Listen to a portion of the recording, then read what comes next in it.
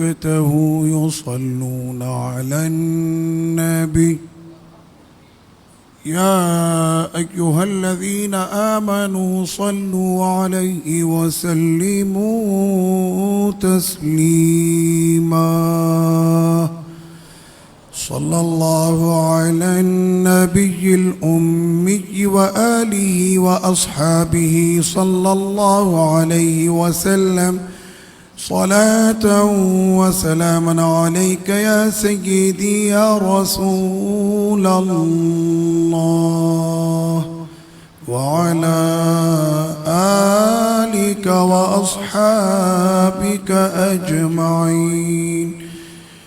محترم معزز سامعین اکرام، آپ تمام کو یہ مبارک رات بہت مبارک ہو۔ اللہ پاک اس رات میں جتنی برکتیں رکھی ہیں اے مالک، ہمارے خالی ہاتھوں اور خالی جھولیوں کو عطا فرما۔ شب قدر کی برکتیں عطا فرما، سب کو عطا فرما۔ جو اس وقت ہاتھ اٹھائے وہ ان سب کو عطا فرما، اور مالک جن کو قدر کی قدر نہ ہو ان بے قدروں کو بھی عطا فرما، سب کو ہدایت عطا کر دے۔ 25 سپارے ویسے تراویح میں مکمل ہو چکے، لیکن ہماری تفسیر جو چل رہی ہے وہ سورہ مومنون 18ویں سپارے کے اندر چل رہی ہے، اور اس کی پہلی آیت جو ہے سورہ مومنون کی، اس میں رب کریم نے ایک راستہ بتایا ہے اور ایک ایسی چیز بتائی ہے کہ جس کی تلاش سارے جہاں کو ہے۔ ڈاکٹر بھی اسی تلاش میں ہے، انجینئر بھی اسی تلاش میں ہے، سائنسدان بھی اسی تلاش میں ہے، سیاستدان بھی اسی تلاش میں، استاد بھی اسی تلاش میں، اور مریض بھی اسی تلاش میں، شاگرد بھی اسی تلاش میں۔ استاد یہ چاہتا ہے کہ شاگرد کو پڑھا کر وہ کامیاب ہو جائے، شاگرد یہ چاہتا ہے کہ اپنا درس یاد کر لے اور وہ کامیاب ہو جائے، سائنسدان یہ چاہتا ہے کہ وہ چاند اور مریخ پہ کمن ڈال لے اور وہ کامیاب ہو جائے، سیاستدان یہ چاہتا ہے کہ اقتدار کی کرسی اسے مل جائے اور وہ کامیاب ہو جائے۔ دنیا کا ہر شخص اسی تلاش میں ہے، اور وہ تلاش ہے کامیابی کی۔ وہ تلاش کس کی ہے؟ تو یہ دنیا کے اندر جتنی بھی کامیابی ہیں ساری ناکامی ہے۔ میرے رب نے فرمایا مومن کامیاب ہو گیا۔ بولو نا سبحان اللہ۔ ہم مومن ہیں اور ہمارا خدا ہمارے لیے فرما رہا ہے مومن کامیاب ہو گیا۔ مومن یعنی ابھی آپ نے کچھ کیا نہیں ہے، میرے رب نے یہ نہیں فرمایا بس ایمان لے آیا کامیاب ہو گیا۔ ایمان پر ہی اس کو کامیابی کی ڈگری میرے رب نے عطا کر دی۔ قد افلح المؤمنون، اور یہ قد افلح تحقیق کے وہ مومن جو ہیں وہ کامیاب ہو گئے۔ کامیابی کی ڈگری تو دے دی، لیکن اس کامیابی کو اللہ نے مشروط کیا ہے۔ فرمایا کہ وہ مومن کامیاب ہو گئے کہ جو نماز پڑھتے ہوئے خشوع کے ساتھ نماز پڑھے۔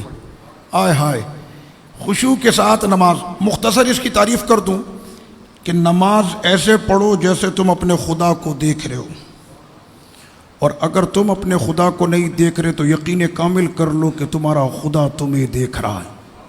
بالکل مختصر میں نے یہ خشوع کی تعریف آپ کی بارگاہ میں پیش کر دی۔ تو رب کریم نے یہاں پر پھر اسی مومن کا ذکر کرنے کے بعد پھر ان کے اوپر جو نعمتیں ان ثمرات ان تمام کا ذکر کرنے کے بعد پھر قیامت کی ان لاکی کا ذکر، اور اسی طرح سے اس صورت کے اندر جو ہے وہ زیادہ تر قرآن وہ اپنا قیامت وغیرہ کے حوالے سے، اور رب کریم نے پھر اپنی نعمتوں کا ذکر کیا۔ اہل جنت کے اوپر جو رب کریم ثمرات عطا فرمائے گا ان کا ذکر کیا گیا، اور یہ سارے ذکر کے ساتھ ساتھ پھر اب آ جائیں بالکل جو ہے آیت نمبر 101 پر، جس میں رب کریم نے فرمایا۔ اچھا دیکھیں، قرآن مجید کے اندر یہ ذکر جو ہے وہ رب کریم بار بار فرماتا ہے کہ جس کے میزان میں اعمال بھاری ہوئے وہ کامیاب ہو گیا۔ فمن ثقلت موازینہ، کہ جس کے نیکیاں کا پلہ بھاری ہو گیا وہ کامیاب ہو گیا، اور جس کا پلہ ہلکا ہو گیا وہ ناکام ہو گیا۔ تو حقیقت میں انسان کی کامیابی تب ہوگی جب میرا خدا محشر کے دن ہمارے اعمال کو ہمارے دائیں ہاتھ میں عطا فرمائے گا۔ تو جس کو دائیں ہاتھ میں اعمال نامہ اس کا پیش کیا جائے گا وہ ہوگی حقیقت میں اس کی کامیابی کی ڈگری، جس کو لے کر وہ پلٹے گا اپنے گھر والوں کی طرف اور خوشی خوشی جا کر اچھلے گا مارے خوشی کے۔ یہ قرآن کہہ رہا ہے کہ مارے خوشی کے اس سے رہا نہیں جا رہا ہوگا، تو اس دن اپنے گھر والوں کے سامنے جا کر کہے گا وہ کہ ہاں آج میں کامیاب ہو گیا، آج میں کامیاب ہو گیا، تو وہ ہے حقیقت میں کامیاب کی ڈگری۔ تو رب کریم نے فرمایا کہ میدان محشر آیت نمبر 101 کہ جس دن سور پھونکا جائے گا تو اس دن کوئی عصب اور نسب نہ کام آئے گا، اور نہ ہی کسی کے بارے میں آپ سے پوچھا جائے گا کہ آپ کس کے بیٹے اور آپ کا باپ کون۔ یہ تمام چیزیں جو ہیں وہ ختم کر دی جائیں گی، کوئی بھی عصب اور نسب کام نہیں آئے گا۔ میں وزیر کا بچہ، میں منسٹر کا بچہ، میں صدر کا بچہ، وزیر اعظم کا بچہ، فلاں کا بچہ، امیر کا بچہ، کچھ بھی نہیں۔ میرے رب نے فرمایا کوئی کام ہی نہیں آئے گا، ان میں سے کوئی بھی چیز کام نہیں آئے گی، تو سارے حسب اور نسب ختم ہو جائیں گے۔ لیکن سرور کونین صلی اللہ تعالی علیہ وسلم نے فرمایا کہ جہاں پر سارے عصب نسب ختم ہو جائیں گے، میرا عصب اور نسب اس وقت بھی باقی رہے گا۔ یہ آقا علیہ الصلوۃ والسلام کے لیے استثناء ہے کہ محبوب کا حسب بھی باقی رہے گا، نسب بھی باقی رہے گا۔ اور آقا علیہ الصلوۃ والسلام نے پھر واضح طور پر یہ فرما دیا کہ حسن اور حسین میرے بیٹے ہیں، حسن اور حسین میرے بیٹے ہیں۔ تو اب لیجیے جناب کہ اس کے بعد پھر رب کریم نے فرمایا کہ جس کی نیکیوں کا پلہ بھاری ہوا فَأُولَئِكَ هُمُ الْمُفْلِحُونَ، تو وہی کامیاب ہوں گے۔ اچھا، وہاں پر میں بعض اوقات کسی سے پوچھ لیتا ہوں، جب مالدار سرمایہ دار اپنی بڑی بڑی باتیں کر رہے ہوتے کہ ہم یہاں پر ابھی جو ہے وہ 25 ٹاور کھڑے کرنے والے ہیں، اور ابھی ہم سمندر کو خشک کر کے یہاں پر جو ہے بہت بڑا پلازا بنانے والے ہیں، ہم یہ کرنے والے وہ کرنے والے، ہوتی ہے بعض اوقات اس طرح سے۔ تو میں ان سے پوچھ بھی لیتا ہوں، میں نے کہا یار وہ پل صراط بھی ایک پل ہے، اس کو پار کرنے کے لیے کوئی آپ نے گاڑی کا انتظام کیا ہے؟ پل صراط سے بھی تو پار ہونا ہے نا، اس کے لیے کوئی گاڑی کا انتظام کیا آپ نے؟ وہ فوری طور پر ارے مولانا آپ کہاں میدان محشر میں لیا ہے؟ میں نے کہا بالکل آنا ہے، حق ہے، گزرنا ہے، اور وہ جو ہے وہ تلوار سے زیادہ تیز ہے، بال سے زیادہ باریک ہے، نیچے اس کے جہنم ہے، اس کے لیے کیا تیاری کی ہے؟ اچھا چلے وہ تو بعد میں آئے گا نا۔ وہ قبر کے اندر سارے چھوڑ کر آدھا گھنٹہ 1 گھنٹہ قرآن پڑھتے ہیں، اور اس کے بعد پھر وہ مٹی ڈال کے چلے جاتے ہیں۔ کبھی کسی نے تصور کیا یہ بند ہو گئی ہے قبر، اندر ٹیمپریچر کتنا ہوگا اس کے بعد؟ آپ نے کبھی سوچا ہے کہ کسی قبر کے اندر کوئی ایئر کنڈیشن لگا دے؟ تو ایسا کچھ بھی تصور میں نہیں ہے۔ میں نے اس کے لیے کوئی تیاری ہے؟ تو میرے رب نے فرمایا ہے، میرے رب نے فرمایا ہے کہ تیاری تو دنیا میں کر کے آ جا۔ اور رب کریم بھی ایسا کرم کرنے والا مالک، اچانک قبر کے اندر سوالات آ جائیں جس کے جواب آپ کو پتہ ہی نہیں، یا سوال آپ نے، یہ دنیا کا پہلا امتحان ہوگا جس میں سوالات پیپر پہلے ہی آؤٹ ہو چکا ہے۔ دنیا میں اگر پیپر آؤٹ ہو جائے تو اس کو کہا جاتا ہے کہ یہ سوال بدل دیے جائیں گے، لیکن وہ قبر کا جو پرچہ ہے وہ رب کریم نے پیدا ہوتے ہی عطا کر دیا کہ تم سے پوچھا جائے گا تمہارا رب کون ہے، تمہارا دین کیا ہے، تم اپنے نبی کے بارے میں کیا عقیدہ رکھتے تھے۔ یہ تمہارے سوالات ہیں قبر کے کہ تم نے زندگی کس حال میں گزاری، تم کو مال کمایا تو کیسے کمایا، اور اس کو خرچ کیا تو پھر تم نے کہاں پر خرچ کیا، اولاد ہم نے تم کو عطا کی تھی تو تم نے اپنی اولاد کی کیا تربیت کی۔ میں نے کہا یہ چند سوالات میرے رب کریم نے پہلے ہی تم کو عطا کر دیے، زندگی دے دی، 60 سال تیاری کرو، 70 سال دے دیے، تیاری کرو، ان سوالوں کے تم نے جواب دینے، اس کی تیاری کر لو۔ تو فرمایا کہ جس نے ان سوالوں کی تیاری کر لی تو یہی وہ لوگ ہیں کہ جو قبر میں کامیاب ہو جائیں گے، اور یہی پھر حشر میں بھی کامیاب ہو جائیں گے۔ سورۃ المؤمنون کی یہ آخری تقریباً 5 آیتیں ہیں۔ افحسبتم انما خلقناکم عبثا وانکم الینا لا ترجعون، آیت نمبر 115، 16، 17 اور آیت نمبر 118، یہ 4 آیتیں، 115، 16، 17 اور 118، یہ 4 آیتیں آپ لوگ اس کو وظیفہ بنائیں، یاد کر لیں۔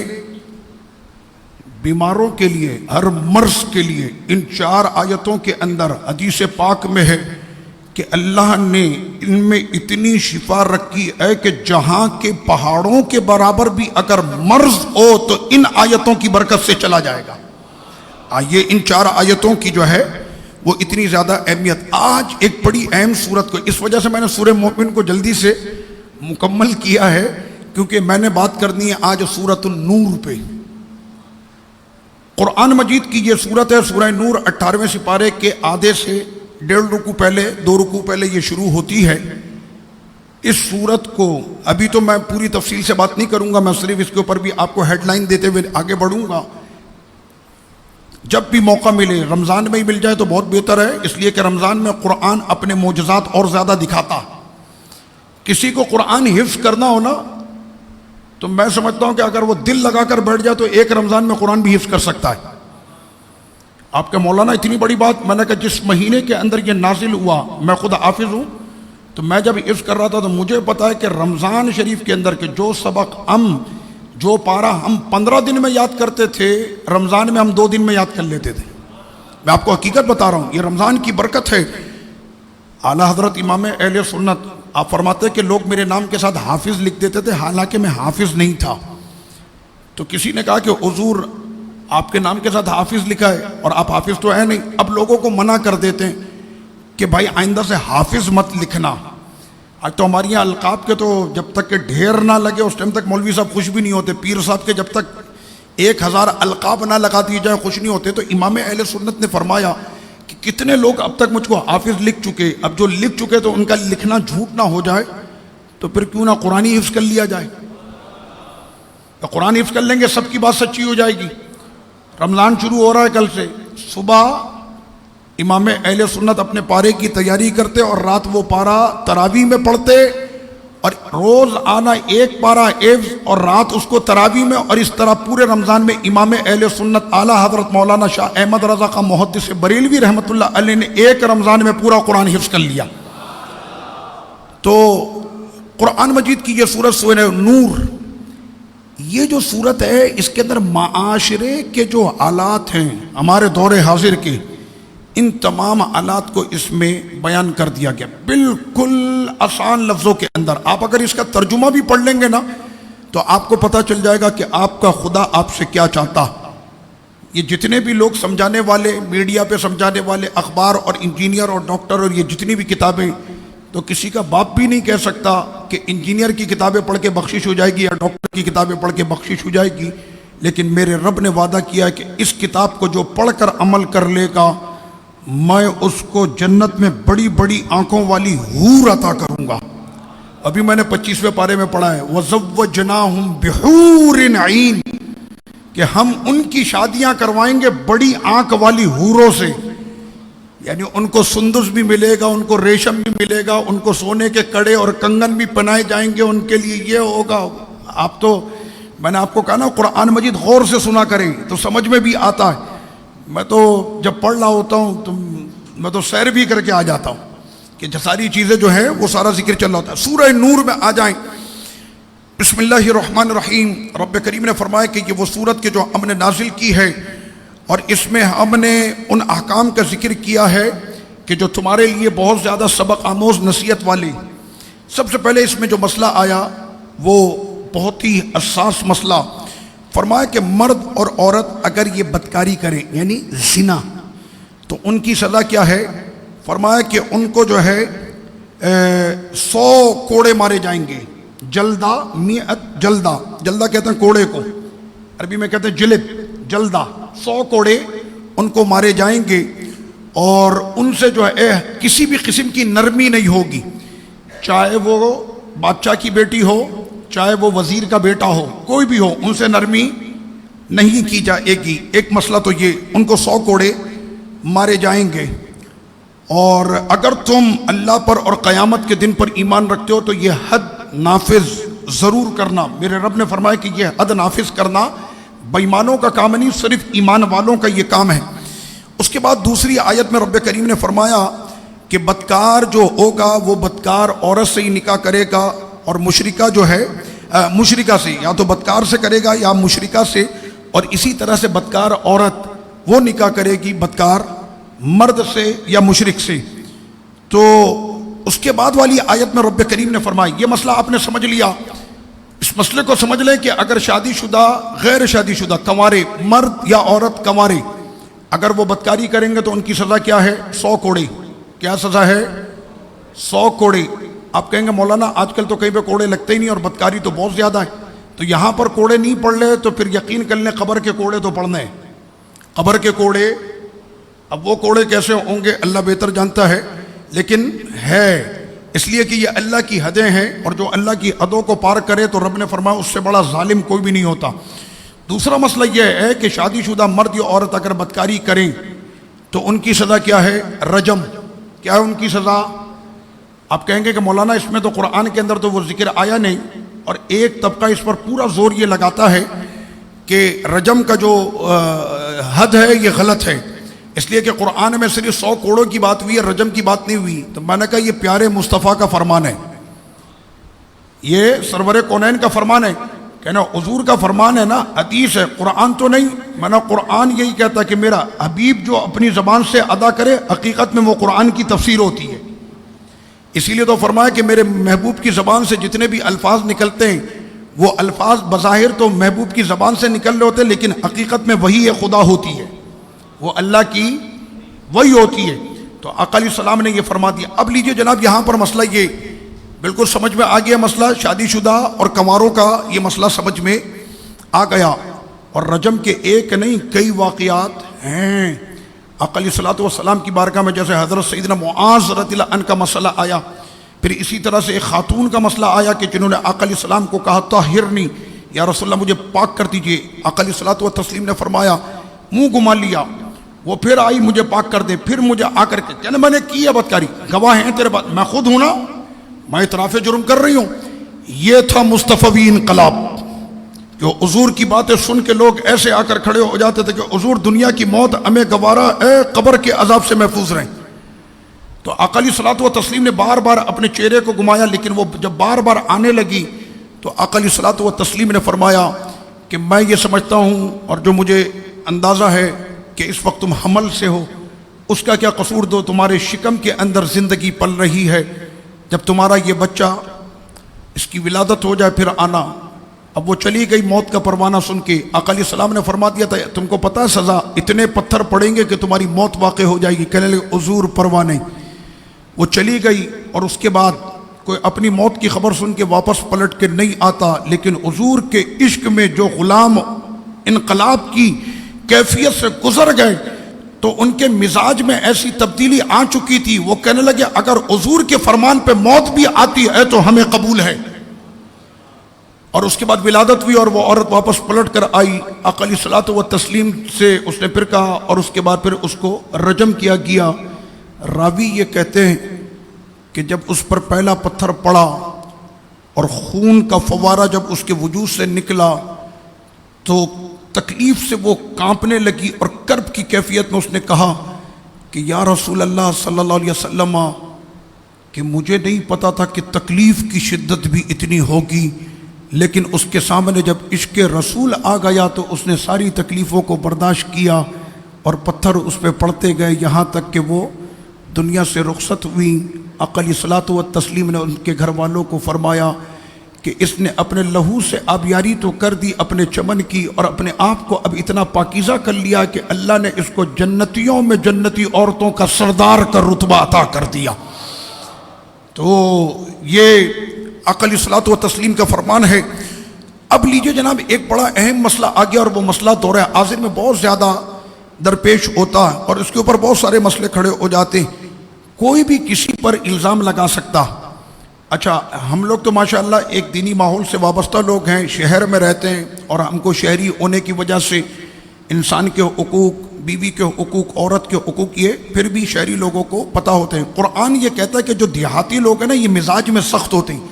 11ویں پارے کے بالکل شروع کے اندر ہے الاعراب اشد، کہ جو دیہاتی ہوتے ہیں نا یہ مزاج میں ان کے سختی ہوتی ہے۔ آپ کو آئے دن مزاج وہاں کی خبریں ملتی ہوں گی کہ دیہات کے اندر کاروکاری کے نام پر مار دیا گیا، ونی کر دیا گیا، فلاں کر دیا گیا، جناب الزام لگا کے اس کو مار دیا۔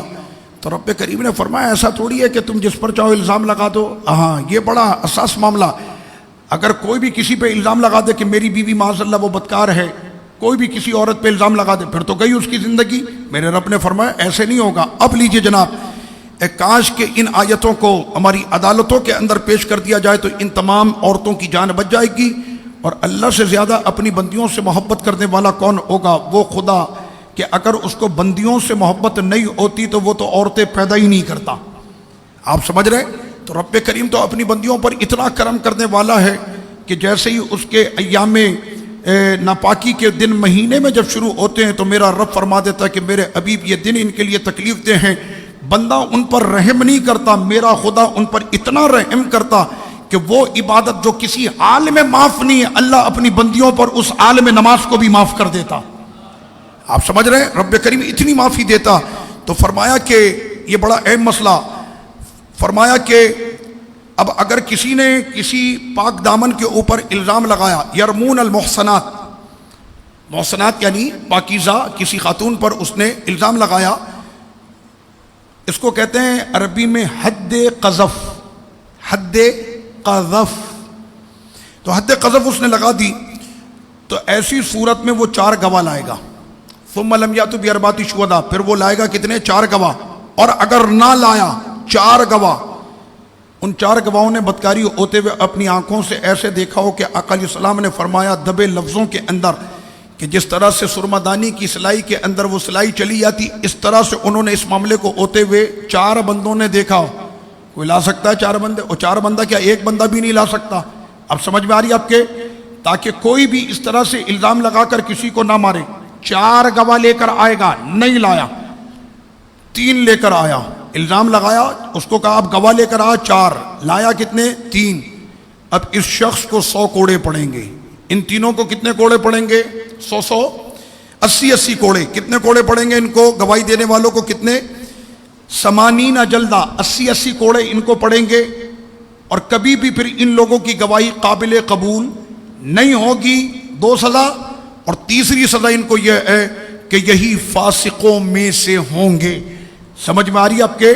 کہ بڑے آئے تو تم گواہی دینے کے لیے کسی اللہ کی بندی پر اور اس کی زندگی کو خطرے میں ڈالنے کے لیے تم کھڑے ہوئے تھے.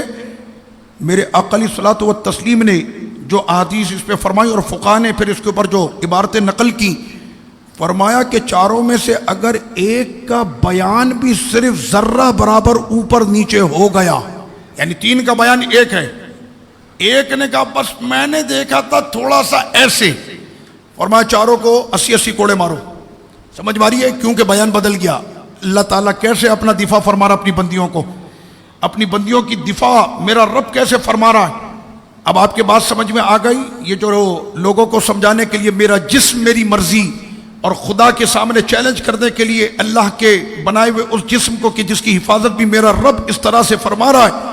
ورنہ یہ بندے تمہارے اوپر الزام لگا لگا کے تم کو جان سے مار دیتے.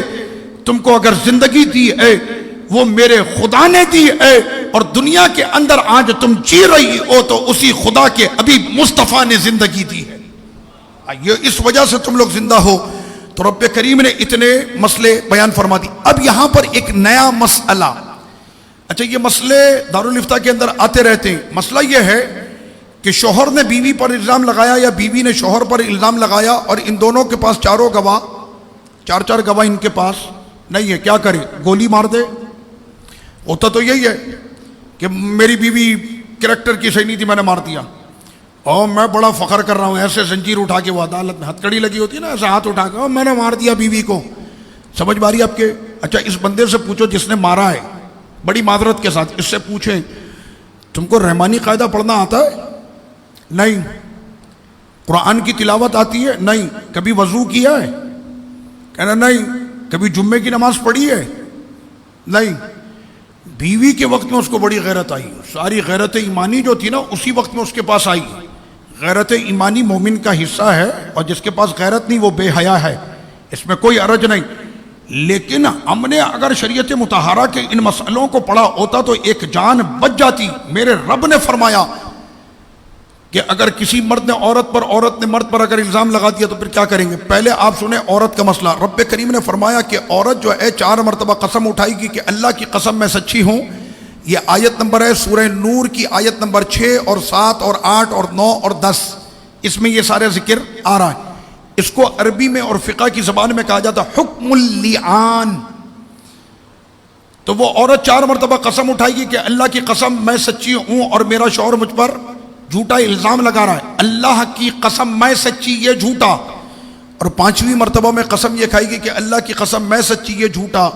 اور اگر میں جھوٹی ہوں تو مجھ پر اللہ کی لعنت ہو. اور مرد کیا قسم کھائے گا؟ 4 مرتبہ وہ قسم اٹھائے گا کہ اللہ کی قسم میں سچا، یہ جھوٹی. اور 5ویں مرتبہ میں مرد یہ کہے گا کہ اللہ کی قسم میں سچا، یہ جھوٹی. اور اگر میں جھوٹا ہوں تو مجھ پر جو ہے اللہ کا غضب ہو. الفاظ یاد ہو گئے آپ کو؟ عورت کیا کہے گی 5ویں مرتبہ؟ مجھ پر اللہ کی لعنت ہو. مرد کیا کہے گا 5ویں مرتبہ میں؟ مجھ پر اللہ کا غضب ہو. اس کے بعد پھر کیا کریں گے؟ بس یہ حلف اٹھانے کے بعد بات ختم ہو گئی، پھر ویسی لائف گزرے گی؟ فرمائے نہیں، اب ان کی ہمیشہ کی جدائی ہو جائے گی. ہمیشہ کی جدائی سمجھے کہ اگر کسی نے اپنی بیوی کو 3 طلاقیں دے دیں تو قرآن یہ کہتا ہے کہ یہ عورت عدت گزار کے کسی اور مرد سے نکاح کر کے پھر ازدواجی معاملات کر کے اس کے بعد اس سے طلاق لے کے عدت گزار کے پھر دوبارہ پہلے شوہر کے پاس واپس آ سکتی ہے.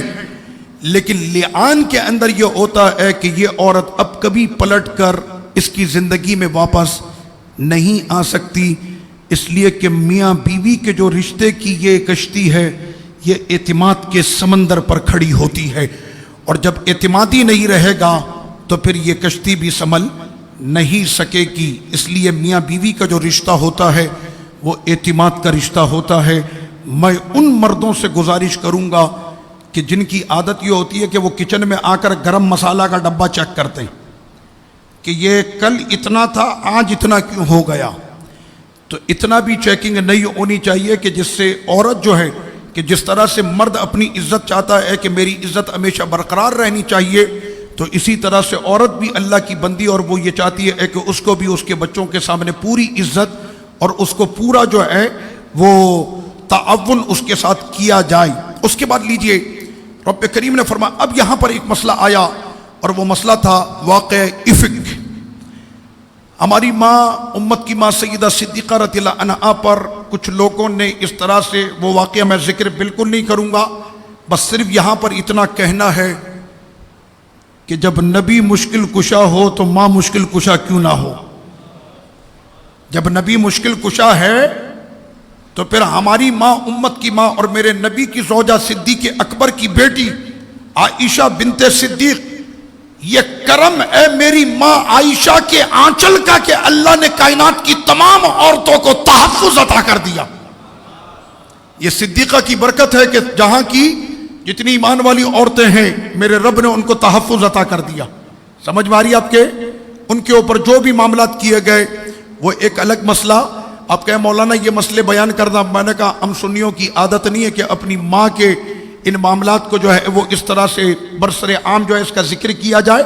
بس اتنا ذہن میں رکھیے گا، اتنا ذہن میں رکھیے گا، میرے رب نے فرمایا کہ جس وقت میں میری ماں اداس ہوئی کہ لوگوں کی یہ اتنی سی زبان اور یہ ہم پر آئے بات کرنے کے لیے کاشانہ رسول پہ اور عزت رسول پر یہ بات کرنے کے لیے آ گئے، وہ کائنات کا سب سے سچا ابو بکر، اس کی تربیت میں پلنے والی شہزادی کیسی سچی ہوگی، جب اس پر بات کرنے کے لیے آئے تو سرکار نے بھی بظاہر جواب عطا واضح طور پر نہ کیا.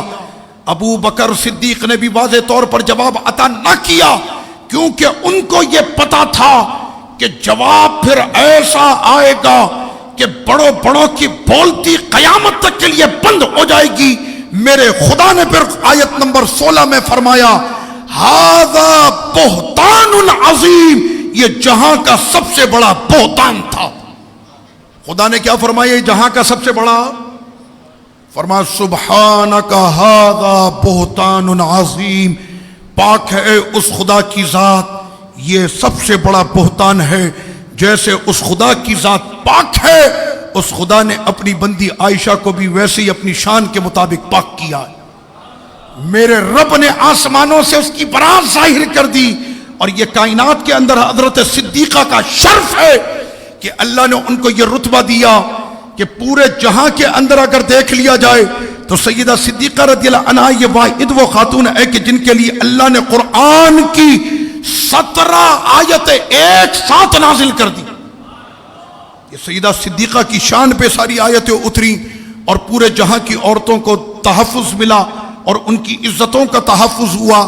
یہ سیدہ صدیقہ میری ماں امت کی ماں عائشہ صدیقہ بنت صدیق رضی اللہ عنہا کی عظمتوں کا صدقہ ہے. اب لیجیے جناب رب کریم نے اس سورہ نور کے اندر صرف آئے گی معاشرے کی گفتگو.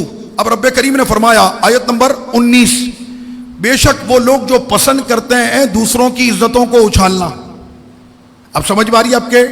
کسی کی بیٹی کسی کام کے لیے جا رہی، معاملات ٹھیک نہیں ہے، اس کے میں نے کہا آپ کے لیے 80 کوڑے تیار ہیں. کتنے کوڑے؟ سمجھ میں آ رہی ہے آپ کے؟ اگر وہ عورت اس کردار کی نہیں ہے اور آپ نے بول دیا کتنے کوڑے آپ کے لیے؟ 80. یاد رہیں گے؟ کہنا مولانا مارے گا کون؟ میں نے کہا یہاں کوئی نہیں مارے گا، فرشتے ماریں گے. پڑھنے تو ہیں. کسی کے اوپر بھی اگر قذف آپ نے لگایا، آپ جانتے صرف اتنا مسئلہ سمجھ لے، فقہ کے اندر یہ عبارت موجود ہے، اگر کسی نے کسی کے سامنے یہ کہا ہمارے خاندان میں تو کوئی بھی بدکار نہیں تھا، ہمارے خاندان میں کوئی بھی بدکار نہیں تھا، کہنے کا مطلب آپ سمجھے تیرے خاندان میں ہے، فرمائے اس پہ بھی 80 کوڑے، اس لفظ پہ بھی حد قذف. کتنے کوڑے؟ وہ بازار میں ایک گالی جو ہے نا کہ جس کے اندر ماں کو جو ہے بچلن کہا جاتا ہے، وہ فلانی کے بچے، سمجھ میں آ رہی ہے آپ کے؟ وہ ہلکی سی وہ بائک سے بھی اگر آپ کو اوورٹیک کر دے فوراً اس کو دیا 80 کوڑے. اس کی ماں بچلن نہیں ہے، بد کردار نہیں ہے، تو ویسے ہی اس کے اوپر کتنے کوڑے ہوئے؟ یاد رہے گا؟ یاد رہے گا؟ کبھی بھی زندگی میں قذف کا معاملہ اور کسی کے اوپر بہتان اور اس طرح کا معاملہ وہ ہرگز نہیں ہونا چاہیے. جس نے کسی کو کہا تو اس پر کتنے کوڑے پڑیں گے؟ 80. اب جہاں پر کوڑے کی بات آئی ہے، میں ایک بات یہاں پر اور کوڑے کے حوالے سے ذکر، اس کو کہتے ہیں حد. یہ کیا ہے؟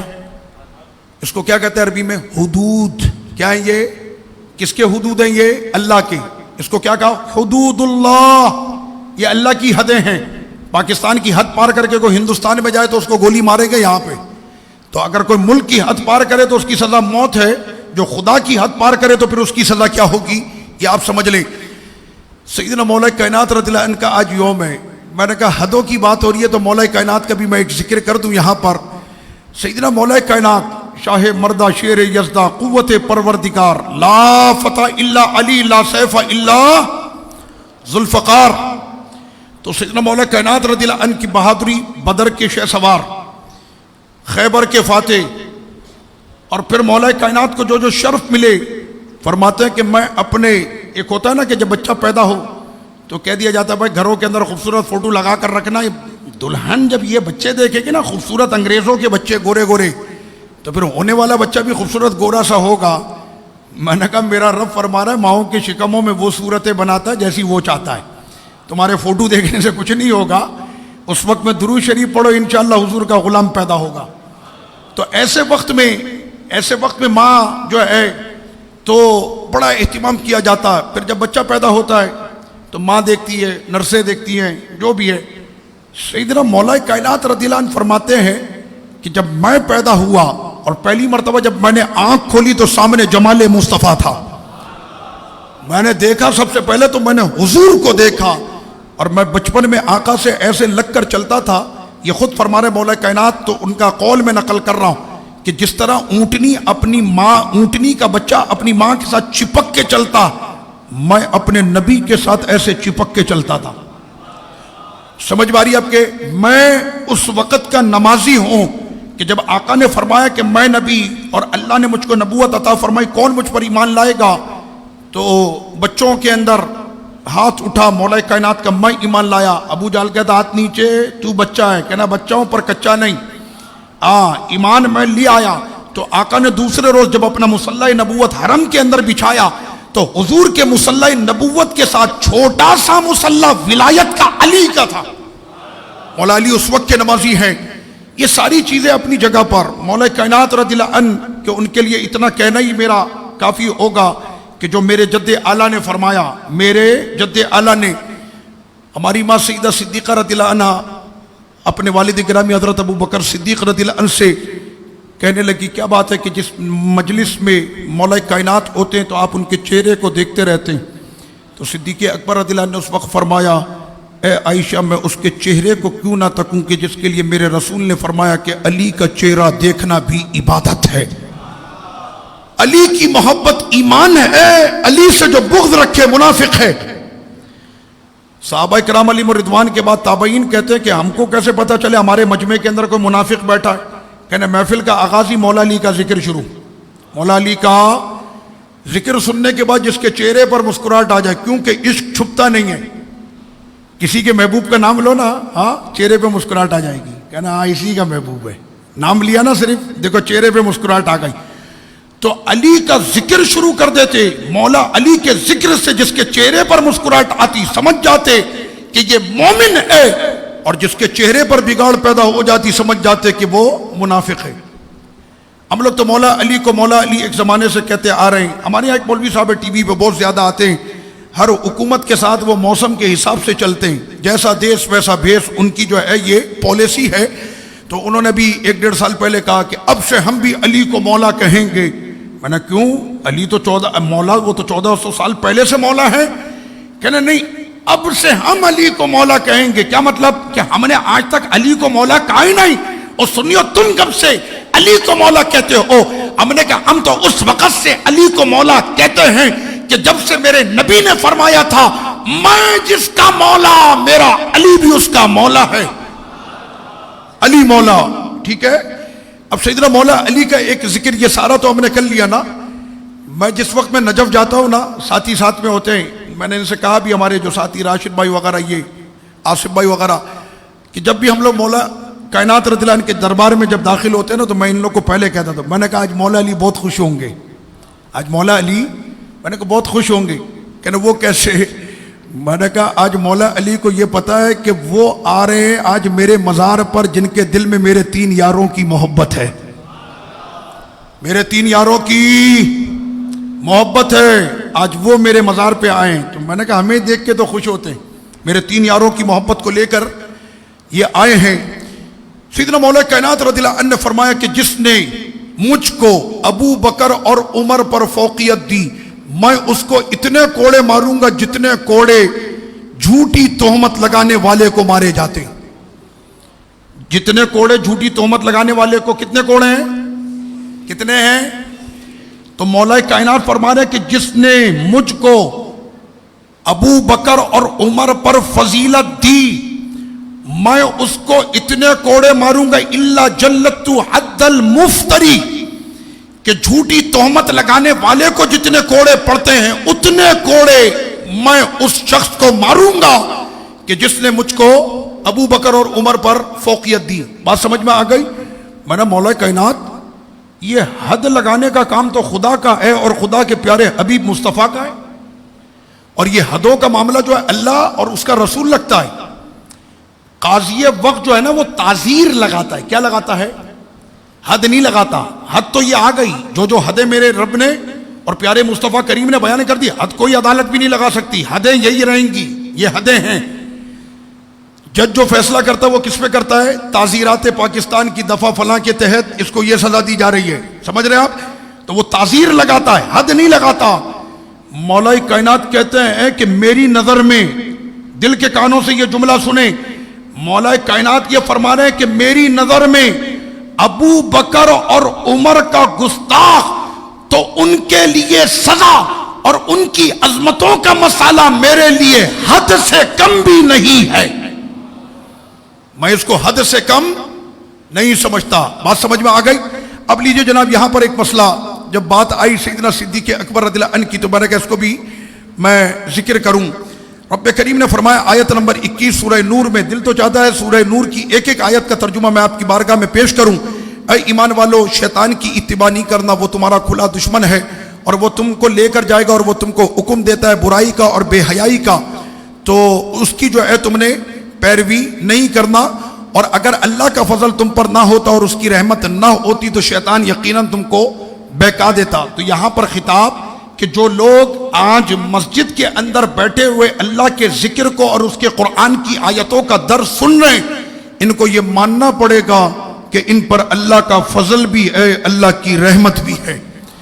اس لیے جن پر اللہ کا فضل اور رحمت ہوتا ہے تو اس کو اللہ ہدایت عطا کر دیتا۔ اب لیجئے جناب، ایک شخص تھا مستح، کیا نام تھا اس کا؟ مستح، توئیں سے، مستح بن اثاثہ۔ صدیق اکبر رضی اللہ عنہ اس کو ماہانہ راشن دیا کرتے تھے، ماہانہ راشن دیا کرتے تھے۔ آج کل راشن بہت چل رہا ہے نا، راشن دیا کرتے تھے ہمیشہ، یعنی غریب آدمی تھا صدیق اکبر، وہ کریم تھے، دیتے تھے۔ جس وقت میں سیدہ صدیقہ آپ کی شہزادی، اور شہزادی بھی ایسی عظمت والی شہزادی، تو مستہ بھی ان لوگوں میں شامل ہوا کہ جنہوں نے الزام کا بیڑا جو ہے وہ اٹھایا ہوا تھا. صدیق اکبر رضی اللہ عنہ کو پتہ چلا ایک اتنی عظمت والی بیٹی کے باپ کو جب پتہ چلے کہ یہ اتنی پوتر اور پاک دامن کائنات کی عظمت والی سردار، اس پر الزام لگایا راشن بند کرو اس کا، اب نہیں جائے گا راشن، اب راشن نہیں جائے گا. اگر میں ابھی کسی مجمع میں پوچھوں کہ مولانا صدیق اکبر کا یہ عمل کیسا تھا، کہ بالکل صحیح کیا، بلکہ 2 ہاتھ بھی دینے تو اس کو رکھ کے. سمجھ میں آ رہی ہے آپ کے؟ ہماری عوام کیا کہے گی؟ اس انداز میں بات ہوگی، ایسے ہی ہوگی بات. بہت اچھا کیا، بند کیا، 2 ہاتھ بھی دے دینے تھے اس کو ٹکا کے. بالکل صدیق اکبر نے تو بند کر دیا نا. پہنچے آقا کی بارگاہ میں، آقا علیہ السلام فرما رہے ہیں، سرکار فرما رہے ہیں ابو بکر مستہ کا راشن تم نے بند کر دیا ہے؟ حضور آپ کو کیسے پتا؟ میں نے بند کیا، یہ تو اندر کی بات ہے، اس لیے ہم جب دیتے ہیں کسی کو اطلاع نہیں. جب ہم دیتے ہیں تب بھی کسی کو اطلاع نہیں ہوتی، اور جب ہم نے بند کر دیا تو پھر کیسے آپ کو اطلاع ہو گئی کہ ہم فلاں کو دیتے تھے بند کر دیا؟ کہنا ابو بکر تیرے خدا نے قرآن کی آیت نازل کر دی ہے، قرآن کی آیت اتر گئی ہے. بنا قربان صدیق اکبر کی صداقت پہ کہ ابو بکر کار خیر بند کرے تو سمجھائے مصطفیٰ نہیں، مصطفیٰ کریم کا خدا آیت اتارتے. جن کو ہدایت، جو خدا کی نظروں میں ایسے رہیں. یہ ہے صدیق اکبر کی شان کہ تھوڑا سا انہوں نے راشن بند کیا، میرے خدا نے آیت اتار دیا. ابو بکر نہیں، تمہارا کام نہیں ہے یہ. اس کے بعد جانتے ہیں یوں نہیں کہا ابو بکر راشن جاری کرو، دو اس کو، نہیں. میرا رب اب کیسے فرما رہا، آیت کے الفاظ غور کریں. وَلَا يَأْتَلِ أُولُو الْفَضْلِ مِنْكُمْ، فرمایا ابو بکر تیرے جیسے ہم نہیں کہتے حاجی صاحب کیا بات ہے یار، آپ کی کیا خرچہ کرتے ہیں آپ دین کے معاملے میں، کیا مسجد کی تعمیر میں، مدرسے کے اندر کیا بات ہے ان کی، سمجھ رہے آپ؟ رب کریم فرما رہا ہے ابو بکر تیری کیا بات ہے، کیا فضیلت والا ہے تو ابو بکر، اور تجھ جیسے فضیلت والے سے یہ گمان رکھا جائے کہ مستہ کا راشن بند ہو جائے. ابو بکر فوری طور پر مستہ کا راشن جاری کیا جائے، اس لیے کہ تو صاحب خیر ہے. تو کون ہے؟ صاحب خیر ہے، صاحب فضل ہے. اللہ جس کو صاحب فضل کہے، فضیلت والا، تو اس صدیق اکبر کی پھر کیا شان ہوگی. اتنا روئے صدیق اکبر اس آیت کو سننے کے بعد، بہت روئے، اور فوری طور پر آپ نے مستہ کا جو راشن ہے اس کو جاری کیا. بس یہیں پر میں 2 لفظ کہہ کے آگے بڑھتا، اور وہ یہ، کیا ہم لوگ کے ایسے مزاج ہیں؟ کیا ہم معاف کر دیتے ہیں؟ ہمارے اوپر کوئی الزام لگائے تو کیا ہم اسے معاف کر دیتے ہیں؟ تو جو صدیقہ بنت صدیق زوجہ نبی ام المؤمنین پہ الزام لگائے، میرا رب فرماتا ہے کہ ہم ہیں نا مستہ سے پوچھنے والے، تم کون ہو؟ تم اپنا کام جاری رکھو، ہمارا جو کام ہے وہ ہم کریں گے. تمہارا جو کام ہے وہ تم نے جاری رکھنا ہے، تم اپنے عمل خیر کے اندر جو ہے تمہیں پیچھے نہیں ہٹنا. اس کے بعد پھر رب کریم نے فرمایا کہ خبیث مرد خبیث عورتوں کے لیے، اور خبیث عورتیں خبیث مردوں کے لیے، طیب مرد طیب عورتوں کے لیے، اور طیب پاکیزہ عورتیں پاکیزہ مردوں کے لیے. تو یہ ماننا پڑے گا کہ سرور کونین صلی اللہ، اس لیے ذکر انہی کا چل رہا ہے. ذکر کس کا چل رہا ہے؟ ازواج مطہرات اور اہل بیت اور میری ماں سیدہ صدیقہ کا ذکر چل رہا ہے. تو ماننا پڑے گا کہ میرے سرکار کے نکاح میں جتنی آئی ہیں، رب نے فرمایا جیسا میرا حبیب پاک ہے ویسے ہی اس کی تمام ازواج بھی پاک ہے. کوئی حضور کی ازواج پہ بات کرے، میرا رب قرآن کی آیتوں میں ان کی عظمتوں کو بیان کرتا. اور اس کے بعد پھر یہ ذکر ابھی جو ہے اسی طرح سے پھر آگے چلتا چلا جائے گا. اس کے بعد آیت نمبر 27 رب کریم نے فرمایا اے ایمان والوں، جب تم داخل ہو اپنے گھر کے علاوہ کسی کے گھر میں، تو اس کے گھر میں اس وقت تک داخل نہ ہو جب تک کہ السلام علیکم سلام نہ کر لو، آپس میں جان پہچان نہ ہو جائے. یہ نہیں کوئی بھی دروازہ کھلا ہے چلے گئے. ان آیتوں کے پیچھے بھی واقعہ، آقا علیہ الصلوۃ والتسلیم اپنے زلف مبارک، زلف دراز کو سنوار رہے تھے. زلفوں کو سنوارنا سنت ہے، ان میں تیل ڈالنا، کنگھا کرنا سنت ہے، داڑھی رکھنا سنت ہے، لیکن اس کو ایسے سجا کر رکھنا کہ اس کی جو سنت کی جو خوبصورتی ہے وہ برقرار رہنی چاہیے. تو ایک مٹھی داڑھی کا رکھنا یہ ہم احناف کے نزدیک اس کو واجب قرار دیا گیا, اور جو ایک مٹھی سے کم داڑھی کرتا ہے وہ گناہ گار ہے, وہ شخص گناہ گار ہے. مگر اس کو جب رکھے تو اتنی خوبصورتی کے ساتھ رکھے, اس میں تیل ڈالے, اس میں کنگھا کرے. بعض لوگوں کو دیکھا کہ انہوں نے بس داڑھی رکھی اور اس کے بعد پھر شاید ہی کبھی انہوں نے اس میں کنگھا کیا یا اس میں تیل لگایا. تو مرد کو بھی زینت کرنے کا پورا حق ہے, اور عورت اپنے شوہر کے لیے زینت کرے تو اسی طرح شوہر اپنی بیوی کے لیے اپنے آپ کو سجائے. تو فرمایا کہ کسی کے گھر میں ایسے مت داخل ہو, پہلے اس سے جان پہچان, اور اس کے بعد جب داخل ہو تو پہلے اس کو سلام کرو, یہی تمہارے حق میں بہتر ہے اگر تم سمجھو. علیہ السلام اپنی زلف دراز کو سنوار رہے. ایک شخص تھا اور وہ منافق تھا, منافق, اس لیے حضور کا کوئی غلام یہ کام کر ہی نہیں سکتا, وہ منافق تھا. ایک سوراخ میں سے وہ جھانک رہا تھا ایسے, آقا علیہ الصلوۃ والسلام کے کاشانے میں سوراخ سے اندر جھانک رہا تھا. میرے سرکار کے دستے مبارک میں ایک پتھر تھا, آقا علیہ الصلوۃ والسلام نے وہ دے مارا, اور اس کے بعد فرمایا کہ اگر کوئی شخص جان کر تمہارے گھر کے اندر گھسے یا جھانکنے کی کوشش کرے اور تم نے اس کے اوپر عملہ کیا, اس کی آنکھ گئی یا کچھ بھی گیا, تم پر قصاص نہیں, تم پر قصاص نہیں ہے. سمجھ میں آ گئی آپ کے؟ صحابی نے پوچھا یا رسول اللہ صلی اللہ علیہ وسلم میں اپنے مال کا دفاع کرتے ہوئے اگر مارا گیا, فرمایا شہید.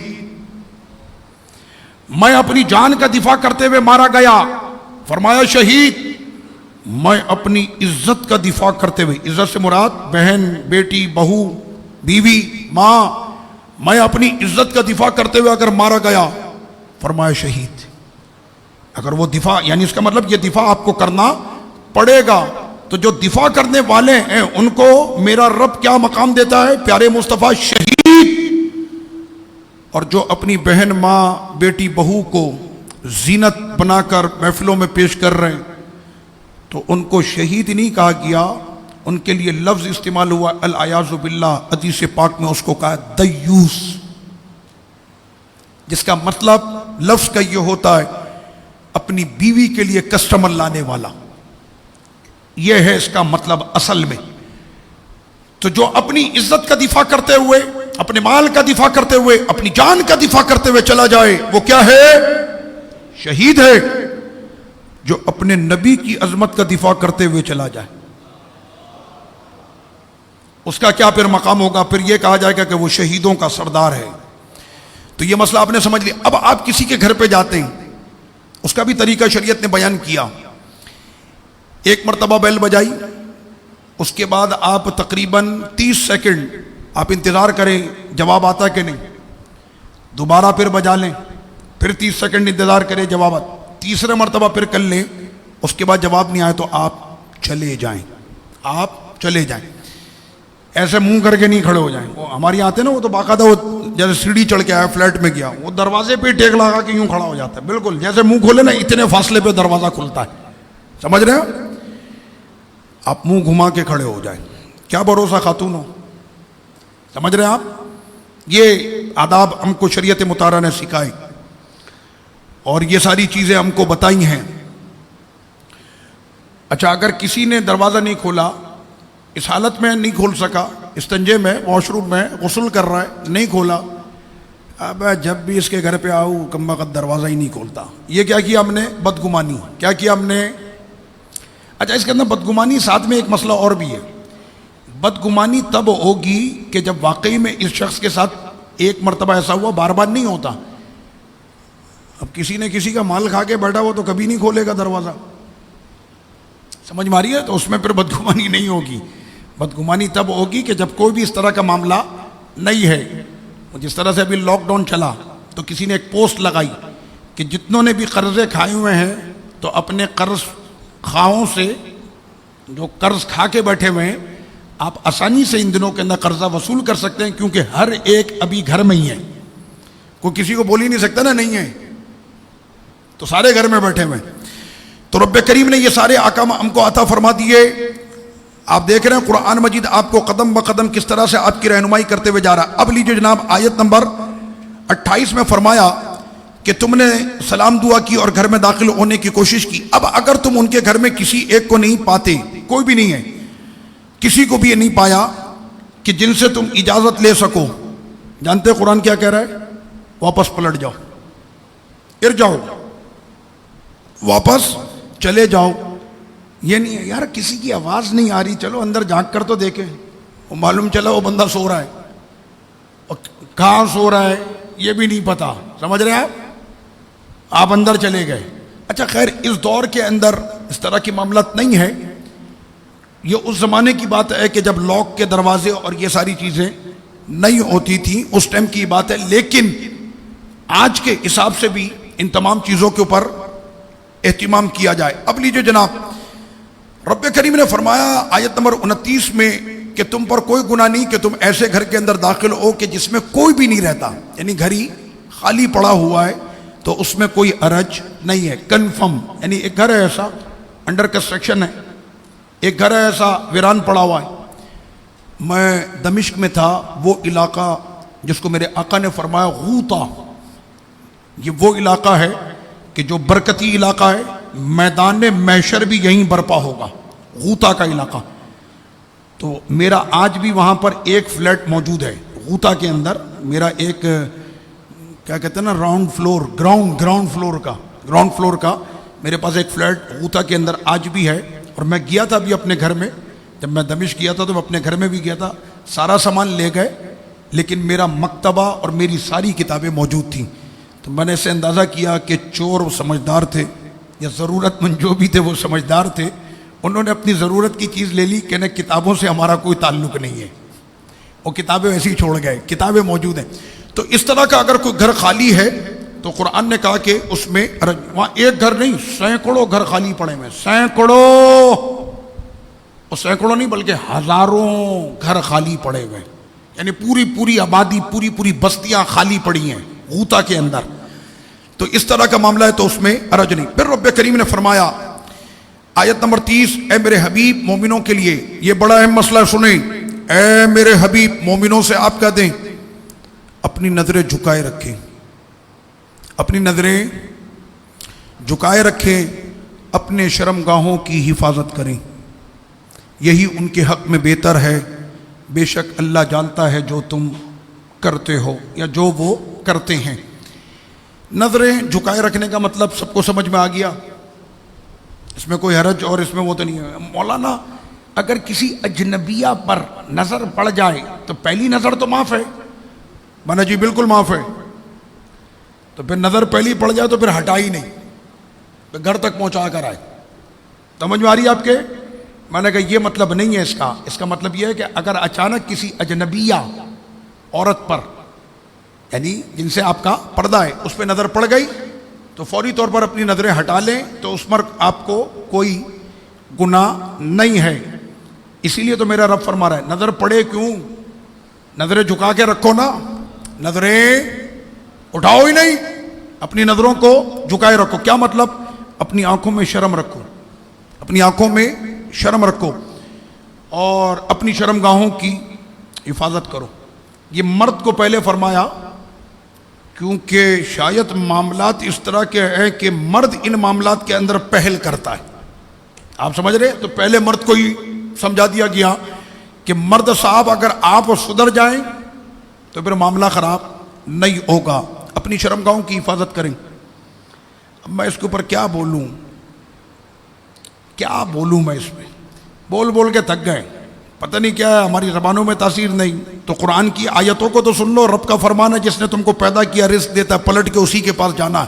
پھر پوچھ لے گا وہ کہ محلے کے اندر جو اتنی سی نیکرے پہن کے بائکیں چلاتے تھے، آپ کو پتہ ہے مرد کا پردہ کتنا ہے؟ ناف سے لے کر گھٹنے تک۔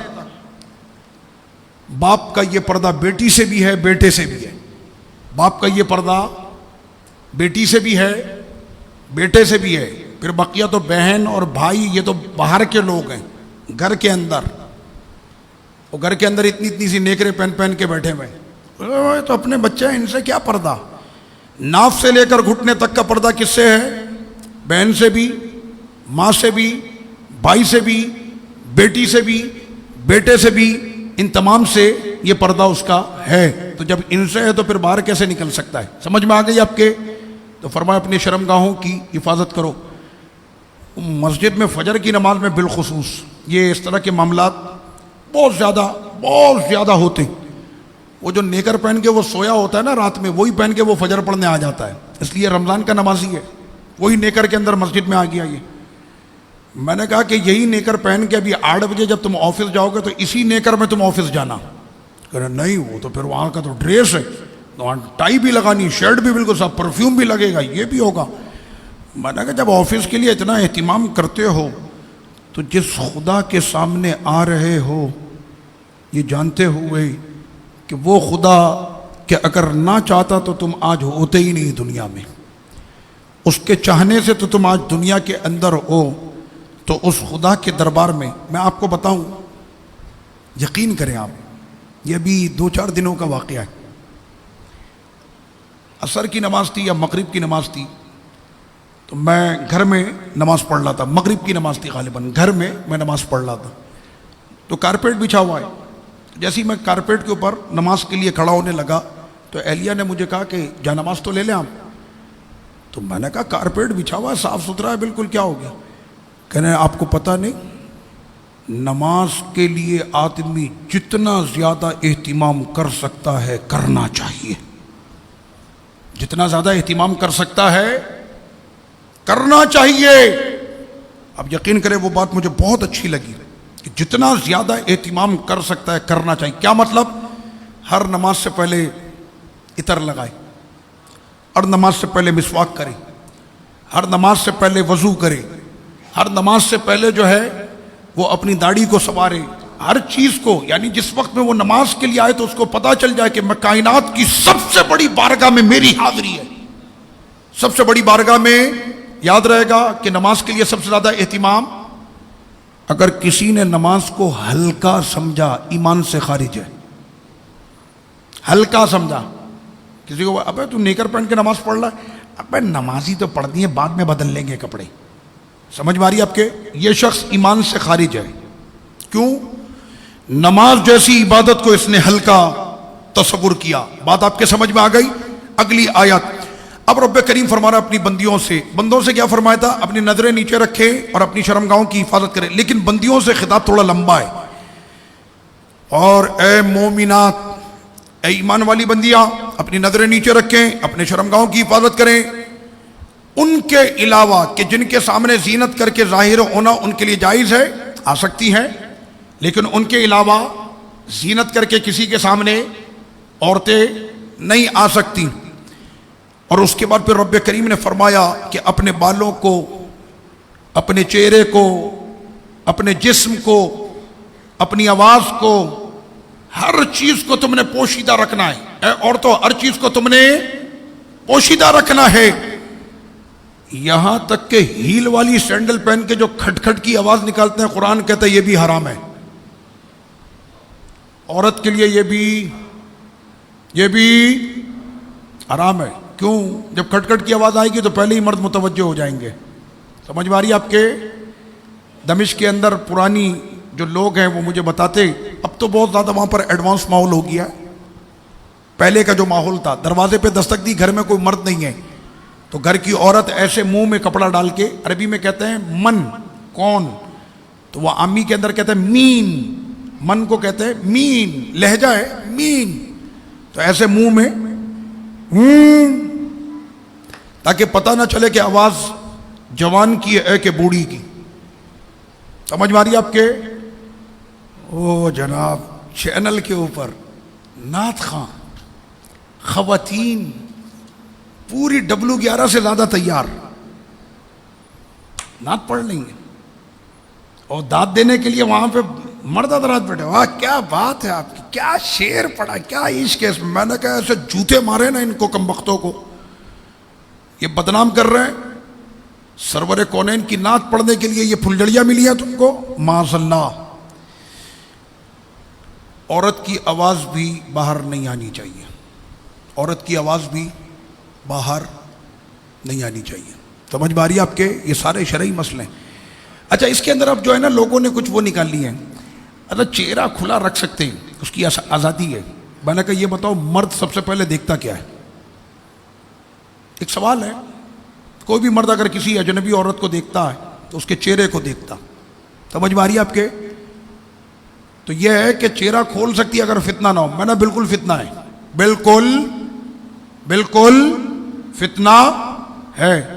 کہنا یہ بہت زیادہ سختی ہے. میں نے کہا میرا کام مسئلہ بیان کرنا ہے، میرا کام قرآن اور حدیث کے جو احکام ہیں اس کو بیان کرنا، یہ میرا کام ہے. اس کے بعد رب کریم نے فرمایا کہ تمہارا جو پردہ ہے اے عورتوں، تمہاری جو زینت ہے وہ تمہارے شوہروں کے لیے، شوہر کے سامنے یعنی زینت کر کے وہ آ سکتی ہے، اپنے باپ کے سامنے اور اپنے بیٹوں کے سامنے، اپنے بھائیوں کے سامنے، اور وہ تمام رشتے یہاں تو پورے لکھے ہوئے، وہ تمام رشتے کہ جن سے اس عورت کا نکاح نہیں ہو سکتا، اس عورت کا نکاح نہیں ہو سکتا، تو ان کے سامنے یہ تیار ہو کر آ سکتی ہے. لیکن ہمارے یہاں آج 2020 کی عورت وہ پورے ہال میں تیار ہو کر آ جاتی ہے، لیکن جس کے سامنے تیار ہو کر آنا تھا اس کے سامنے وہ سب سے میلی قمیص پہن کر آتی ہے. جس کے سامنے اس کو حقیقت میں تیار ہو کر آنا تھا اور جس کے لیے وہ تیار، اس کا آپ کو پتہ ہے عورت کا اپنے شوہر کے لیے سجنا بھی حسنات ہے، صدقہ جاریہ ہے، نیکی ہے. عورت کا سجنا اپنے شوہر کے لیے یہ بھی نیکی ہے. اور آپ یہ بات کر رہے میاں بیوی کا ازدواجی عمل، سرکار نے فرمایا یہ بھی صدقہ ہے. صحابہ اکرام کو بڑی حیرت ہوئی، ہیں حضور یہ تو ہم اپنی جنسی تسکین کے لیے جو عمل کرتے ہیں یہ بھی صدقہ ہے؟ فرمایا کہ اگر شریعت کی خلاف ورزی کرتے ہوئے کرتے تو گناہ گار ہوتے کہ نہیں؟ کہنا بالکل ہوتے. کہنا شریعت کے دائرے میں رہتے ہوئے کیا؟ اس لیے یہ بھی تمہارے لیے نیکی ہے. اور کتنی نیکیاں سمیٹو گئے. اب محترم حضرات یہ سارے مسئلے میرے رب نے یہاں پر فرما دیے کہ یہ جتنے بھی عمل ہیں ان تمام کے لیے مرد کو اور عورتوں کو دعا کرے کہ رب کریم ہمیں عمل کی توفیق عطا کر دے، اور ہماری یہ زبانیں ہمارے گھر والوں کے لیے اور جہاں پر بھی ہم اس میسج کو پہنچا سکتے ہیں، اس لیے خود بھی بچنا ہے اور اپنے گھر والوں کو بھی بچانا ہے. اللہ پاک ہم سب کا حامی و ناصر ہو. وما علیہ الا البلاغ.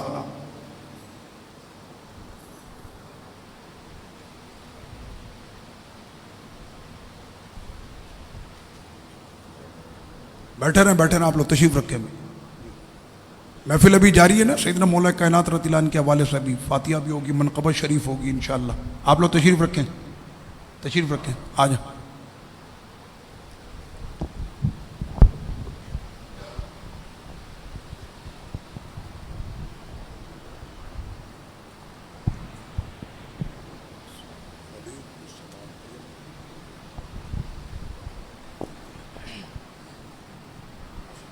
اعوذ باللہ من الشیطان الرجیم. بسم اللہ الرحمن الرحیم. اللہم صلی علی سیدنا و مولانا محمد وبارک وسلم وصلی علیہ الصلاۃ والسلام علیک یا سیدی یا رسول اللہ وعلی آلک واصحابک یا سیدی یا حبیب اللہ. صلی اللہ علیک یا رسول اللہ وسلم علیک یا حبیب اللہ. مل کے پڑھ لیں صلی اللہ علیہ یا رسول اللہ وسلم علیہ یا حبیب اللہ. کلام اعلیٰ حضرت پیش کرتا ہوں، میرے ساتھ مل کے پڑھیے گا. آپ کا اسم گرامی علی کنیت صلی اللہ علیہ وآلہ وسلم کے چچا زاد بھائی اور داماد ہیں. سیدنا علی المرتضیٰ کرم اللہ وجہ الکریم کا شمار ہوتا ہے. امام الانبیاء صلی اللہ علیہ وآلہ وسلم سیدہ فاطمہ بنت اسد رضی اللہ تعالی عنہ سے بہت محبت کرتے تھے اور ہمیشہ فرماتے تھے کہ فاطمہ میری ماں ہے. ایک دن سیدہ فاطمہ سیاروں کے ذرے جھڑ کر تیری پیزاروں کے تاج سر بنتے ہیں، سیاروں کے تاج سر بنتے ہیں، سیاروں کے ذرے جھڑ کر تیری پیزاروں کے، میرے آقا کا وہ در ہے جس پر میرے آقا کا وہ در ہے جس پر میرے آقا کا وہ در ہے جس پر میرے آقا کا وہ در ہے جس پر ماتھے گھس جاتے ہیں سرداروں کے ماتھے گھس جاتے ہیں سرداروں کے ذرے جھڑ کر تیری پیزاروں کے، صدق و عدل و کرم و ہمت میں، صدق و عدل و کرم و ہمت میں، صدیق کی صداقت، زندہ باد مل کے کہنا ہے، صدیق کی صداقت، فاروق کی عدالت، عثمان کی سخاوت، حیدر کی شجاعت زندہ باد، حیدر کی شجاعت زندہ باد، صدق و عدل و کرم و ہمت میں، صدق و عدل و کرم و ہمت میں، چار سو شہر ہے ان چاروں کے، چار سو شہر ہے ان چاروں کے ذرے جھڑ کر تیری پیزاروں کے تاج سر بنتے ہیں، سیاروں کے تاج سر بنتے ہیں، کہ اصحاب بدر کا ذکر کیا اعلیٰ حضرت نے کہتے ہیں کہ جان و دل تیرے قدم پروارے، جان و دل تیرے قدم پروارے، جان و دل تیرے قدم پروارے، جان و دل تیرے قدم پروارے، کیا نصیب ہے تیرے یاروں کے، کیا نصیب ہے تیرے یاروں کے ذرے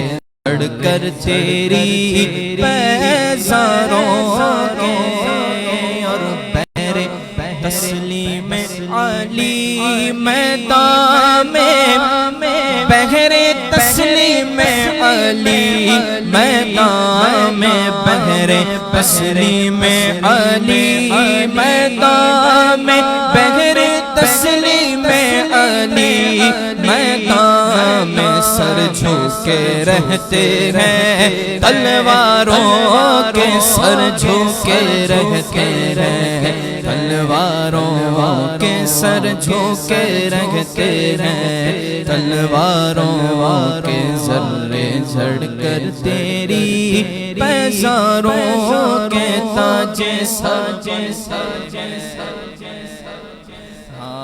تاج سر بنتے ہیں سیاروں کے، اور کیسے آقاؤں کا بندہ ہوں رضا، کیسے آقاؤں کا بندہ ہوں رضا، کیسے آقاؤں کا بندہ ہوں رضا، کیسا رضا، کیسے آقاؤں کا بندہ ہوں رضا، کیسے آقاؤں کا بندہ ہوں رضا، بول بالے میری سرکاروں کے، بول بالے میری سرکاروں کے، بول بالے میری سرکاروں کے، ذرے جھڑ کر تیری پیزاروں کے تاج سر بنتے ہیں، سیاروں کے تاج سر بنتے ہیں، سیاروں کے۔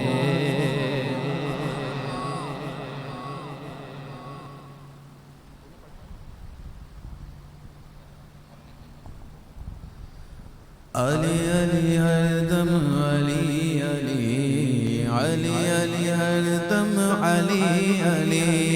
علی علی ہر دم علی علی علی علی ہر دم علی علی اہل نظر کی آنکھ کا تارا علی علی اہل نظر کی آنکھ کا تارا علی علی اہل وفا کے دل کا اہل وفا کے دل کا سہارا علی علی علی علی ہر دم علی علی علی علی ہر دم علی علی علی علی ہر دم علی علی علی علی ہر دم علی علی رحمت نے لے لیا مجھے آغوش نور میں رحمت نے لے لیا مجھے آغوش نور میں رحمت نے لے لیا مجھے آغوش نور میں میں نے کبھی جو رو کے پکارا علی علی میں نے کبھی جو رو کے پکارا علی علی علی علی ہر دم علی علی علی علی ہر دم علی علی علی علی ہر دم علی علی علی علی ہر دم علی علی ایک کیف ایک سرور سا رہتا ہے رات دن ایک کیف ایک سرور سا رہتا ہے رات دن ایک کیف ایک سرور سا رہتا ہے رات دن جب سے ہوا ہے ورد ہمارا علی علی جب سے ہوا ہے ورد ہمارا علی علی علی علی ہر دم علی علی علی علی ہر دم علی علی علی علی ہر دم علی علی علی علی ہر دم علی نعرہ حیدری علی علی ہر دم علی علی علی علی ہر دم علی علی دنیا میں سب سے عالی گھرانے کے نور ہو دنیا میں سب سے عالی گھرانے کے نور ہو دنیا میں سب سے عالی گھرانے کے نور ہو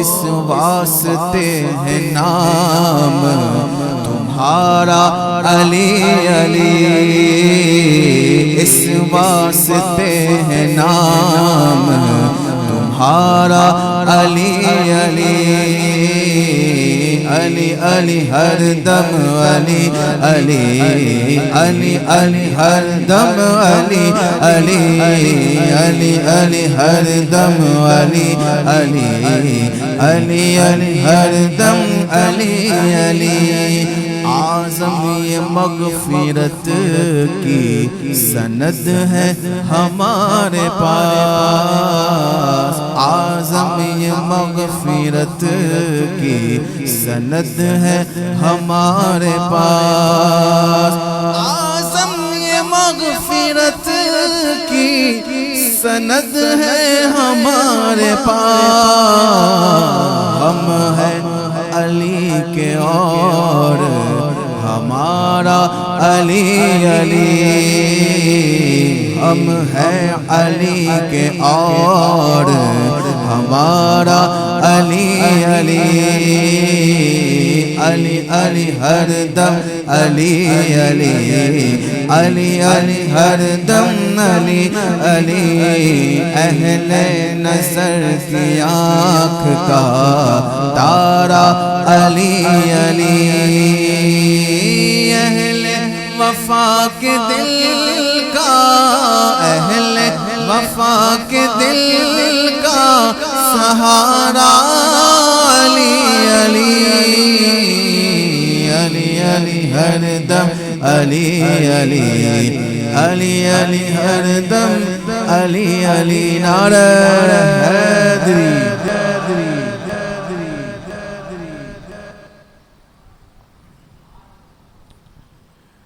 أعوذ بالله من الشيطان الرجيم بسم الله الرحمن الرحيم قل لا أسألكم عليه أجرا إلا المودة في القربى ومن يقترف حسنة نزد له فيها حسنا إن الله غفور شكور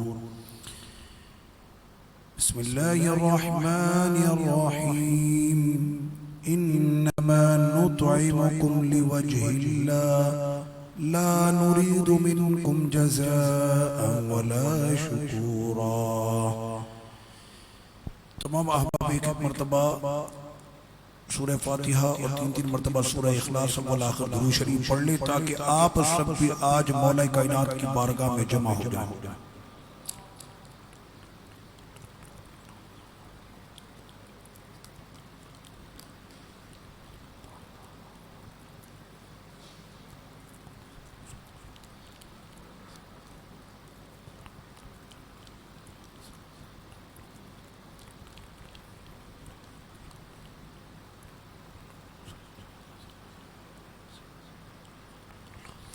اللهم صل على سيدنا ونبينا ومولانا محمد وبارك وسلم وصل علیہ. رب کریم ہماری آج کی اس روحانی محفل کو اپنے کرم سے قبول فرما اور اس میں جتنے بھی تیرے بندے ذوق اور شوق کے ساتھ یہاں پر موجود رہے قرآن کا درس اور جن آیتوں کو سنا ان پر عمل کی توفیق عطا فرما. بالخصوص سورہ نور کے جتنے احکام ہیں اس پر ہمیں عمل کی توفیق عطا فرما. رب کریم آج جو ہم نے پڑھا ذکر ہوا محضر پیش ہے سب تیری بارگاہ میں پیش کرتے ہیں اپنے کرم سے قبول فرما. تمام انبیاء اکرام علیہ السلام اور رسول نظام صحابہ اہل بیت اور تمام تابعین تبع تابعین ائمہ فقہاء صلحاء صالحین کاملین عارفین سیدی غوث اعظم سیدی امام اعظم تمام سلاسل کے بزرگان دین تمام غزوات کے غازی شہداء اور جتنے بھی غازیان اسلام ہیں ان تمام کی روح کو عیسیٰ کرتے قبول فرما. سیدی اعلیٰ حضرت ان کا پورا خاندان ان کے تلامذہ ان کے خلفاء ان تمام سے ہوتے ہوئے تمام اکابر علماء اہل سنت ان تمام کی بارگاہ میں پیش کرتے قبول فرما. اور اب تک ایمان کے ساتھ رخصت ہونے والے جتنے بھی احباب مولا کریم ان تمام کو آج شب قدر کی برکتوں کے ساتھ مولا کائنات کی فیوز و برکات کے ساتھ مولا ان کو سب کو پیش کرتے قبول فرما. رب کریم خصوصاً بالخصوص امیر المؤمنین قائد المجاہدین خلیفۃ المسلمین فاتح خیبر حیدر کرار علی مولا شیر خدا مشکل کشا علی مرتضیٰ رضی اللہ عنہ وکرم اللہ وجہہ ان کی بارگاہ میں آج یہ تحفہ پیش کرتے ہیں قبول فرما. مولا علی کے در سے ہم سب کو شجاعت کی دولت عطا فرما اور استقامت عطا فرما تواضع اور عاجزی عطا فرما. اور ان کی جو سب سے خاص صفت تھی کہ کسی فقیر کو بھی اپنے در سے خالی نہ جانے دینا. مالک ہمارے ہاتھوں کو تیرے بندوں کے لیے وسعت عطا کر دے. ہمارے پاس بھی کوئی آئے تو اے مالک اس کو پھر ہم خالی ہاتھ نہ لوٹائیں ایسی توفیق عطا کر دے. آج مولا علی کے در کی خاک کا صدقہ ہماری ان دعاؤں کو اپنی بارگاہ میں ہمارے حق میں قبول فرما. شکیل احمد کی زوجہ کو مولا صحت تندرستی عطا فرما اور تمام جتنے بھی شادی شدہ ہیں سب کی بیویوں کو صحت تندرستی عطا فرما، ان کے حقوق شوہروں کو ادا کرنے کی توفیق عطا فرما، اور بیویوں کو اپنے شوہر کی خدمت کرنے کی پوری توفیق عطا فرما۔ رب کریم آج ہم نے اپنی ماں سیدہ صدیقہ رضی اللہ عنہا کا ذکر پڑھا، ہماری ماں کے آنچل عزت کے سائے میں ہم سب کی ماؤں کو عزت عطا فرما۔ عبد الرافع کی والدہ کو غریق رحمت فرما، ہم سب کی ماؤں کو کہ جو قبروں میں جا چکی ان کی اولادیں ہاتھ اٹھا کر دلوں میں آنکھوں سے اپنی ماؤں کو دیکھ رہے، اے مالک آج ان سب کی ماؤں کو قبر میں خوشیاں عطا کر دے، سب کی قبروں کو جنت کا باغ بنا دے۔ شب قدر کی برکتوں سے آج ہماری دنیا بھی اچھی کر دے، ہماری اولادوں کو بھی اچھا کر دے، اور سب کی آخرت بھی اچھی کر دے۔ ان دعاؤں کو ہمارے حق میں مولا کریم اپنے حبیب کے صدقے، مولا کائنات کے صدقے، ہماری ماں سیدہ صدیقہ کے آنچل کے صدقے ہماری دعاؤں کو اپنی بارگاہ میں قبول فرما۔ وصلی اللہ وسلم علی سیدنا محمد وعلی آلہ وصحبہ اجمعین برحمتک یا ارحم الراحمین۔ آپ لوگ تشریف رکھیں، آصف بھائی کو اعلان کرنا۔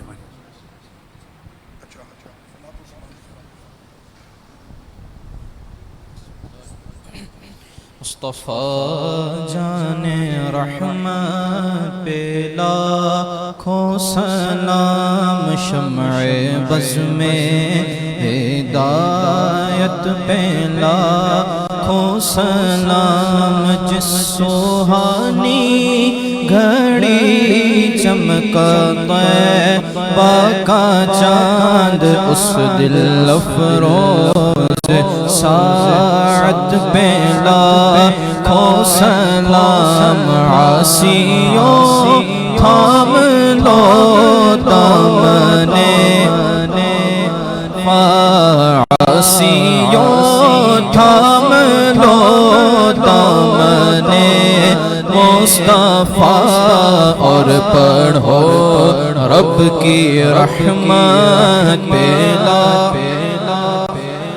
ابو بکر و عمر عثمان و علی، چاروں باغ خلافت پہ لاکھوں سلام، مصطفیٰ جان رحمت پہ لاکھوں سلام، غوث اعظم امام التقیٰ والنقیٰ، غوث اعظم امام التقیٰ والنقیٰ، جلوائے شان قدرت پہ لاکھوں سلام، مجھ سے خدمت کے قدسی کہے ہاں رضا، مجھ سے خدمت کے قدسی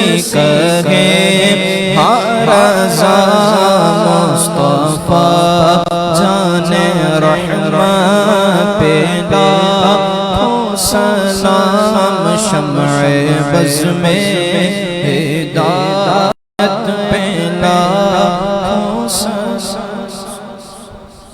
سبحان ربک رب العزت عما یصفون وسلام علی المرسلین والحمد للہ رب العالمین۔ آپ لوگ وقت بچائیں اس لیے کہ لنگر کا اہتمام کریں، اور اس کے بعد جو ہے پھر وہ شبینہ اور رات کی پھر نشست ہوتی۔ جیسا کہ علامہ صاحب نے فرمایا آپ کے لیے لنگر کا اہتمام لون میں کیا گیا ہے۔